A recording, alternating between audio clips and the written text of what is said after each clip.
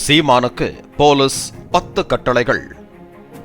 நடிகை கொடுத்த திருமண மோசடி புகார் தொடர்பாக வெள்ளிக்கிழமை காலை 11 மணிக்குள் ஆஜராகும்படி நாம் தமிழர் கட்சியின் ஒருங்கிணைப்பாளர் சீமான் வீட்டில் ஒட்டப்பட்ட சம்மனில் அவருக்கு 10 நிபந்தனைகள் விதிக்கப்பட்டிருக்கின்றன.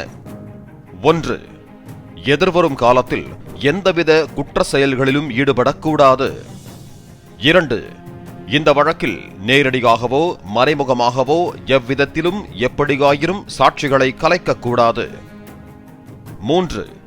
இவ்வழக்கு தொடர்பாக எந்த ஒரு நபரும் தனக்கு தெரிந்த உண்மைகளை நீதிமன்றத்திற்கோ அல்லது காவல் நிலையத்திற்கோ தெரிவிக்கும் போது அந்த நபர் தெரிவிக்கும் உண்மைகளை தடுக்கும் விதமாக அவரை மிரட்டும் வகையில் செயல்படக்கூடாது.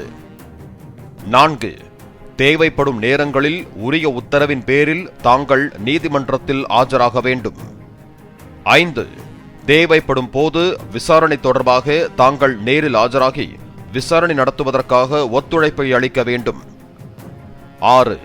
இவ்வழக்கு சரியான முறையில் நிறைவடைய ஏதுவாக புலன் விசாரணை தொடர்பாக எந்த ஒரு தகவலையும் முழுமையாகவோ பகுதியாகவோ மறைக்காமல் அனைத்து உண்மைகளையும் தாங்கள் வெளியிட வேண்டும்.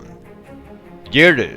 விசாரணைக்கு தேவையான ஆவணங்களையும் அனைத்து தொடர்புடைய பொருட்களையும் தாங்கள் அளிக்க வேண்டும். 8.